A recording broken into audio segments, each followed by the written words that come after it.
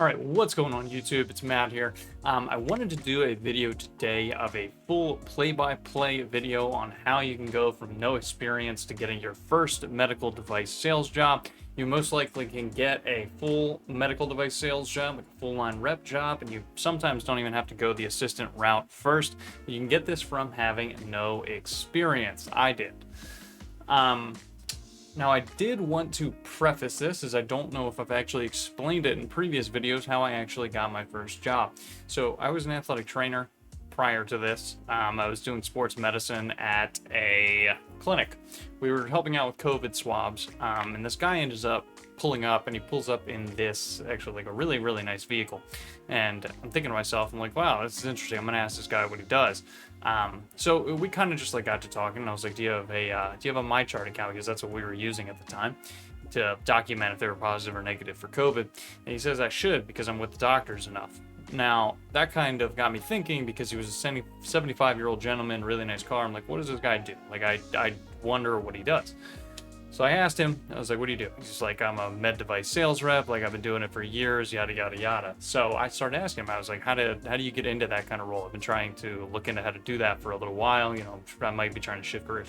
Gives me his card, gives me his boss's number on a card. I call him, and then pretty much the rest is history. Went on a couple interviews, ended up getting my first med device sales job, and I've been in it for about a little bit over a year and a quarter.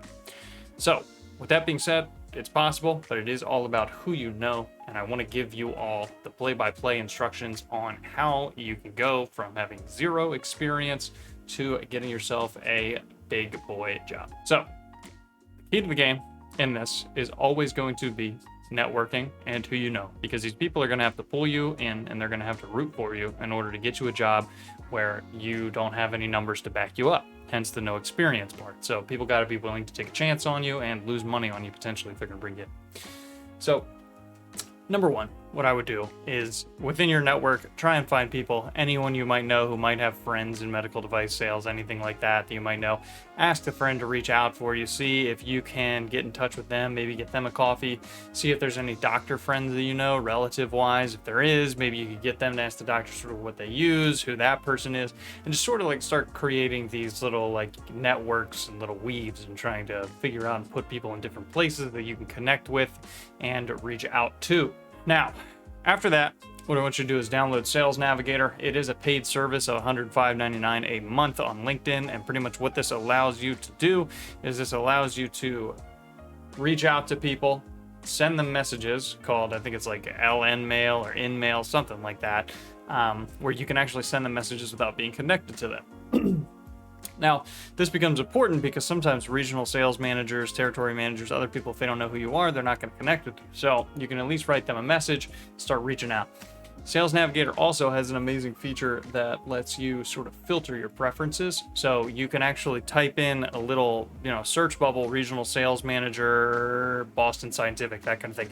And anyone that's a regional sales manager of Boston Scientific will pop up. You can click on each one of them and you can send them messages. Now, I think the first month is actually free if you sign up with them, so that's what I do. You can probably get a lot done in the first month if you really put it to the grindstone, so I'd recommend doing that. And make sure to keep everything in an Excel spreadsheet of people that have messaged you, not messaged you, when you message them, those kind of things. If you want to get this job, we're going to have to take it seriously here, and we're going to have to do everything that you can in order to get it. Now, when you want to message these people is something along the lines of if you can take them out for coffee, if they would be open to doing something very, very briefly, after work, or if, you can get on a call with them, something like that. And something that's very important is do not ask them for a job right off the bat. Don't be like, hey, are you hiring? Pretty much what you want to do is you just want to get to know them, see what their needs are, see if you can be a resource to them. Start asking them if there's anything that you can do for them that would help them out without you even being hired. So, this is going to show that even in your time when you're not getting paid, you're very serious about doing this. If you ask them for a job right off the bat, they might just get turned off by it because they think that you're going to be using them. And then after that, what you're going to want to do is gain specific product niche. So if you're going out for a guy with bracing, you better know what's going on with bracing. Don't sit there and have nothing to talk about for 1 hour besides if you can get a job with them. Look up other braces, look up other things that are specific to that brace. These are just examples, other things that you can have conversations with them that would kind of woo them into thinking that, you really did your homework and you want this. And the last thing that I wanted to hit on here is the interview. Once you end up getting to the interview is going to be a crucial piece. All right. Make sure that you have a bunch of questions for them. You almost want to be the one interviewing them. You want to make sure that this is the company for you. You want to make sure that they are the right fit for you.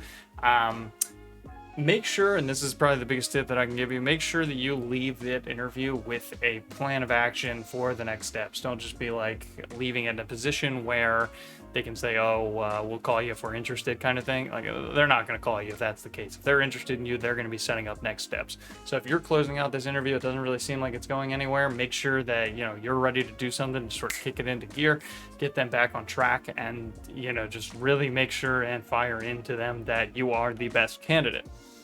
So with that being said, that's pretty much all I got for you. Feel free to email me. I think my email is attached to YouTube at some point. If you have any questions, I've been in the industry a little while, definitely not a long time by any means, but I've been through all this kind of stuff. So feel free to reach out. Any kind of tips, make sure to subscribe if you can. That would help me out tremendously. Thank you.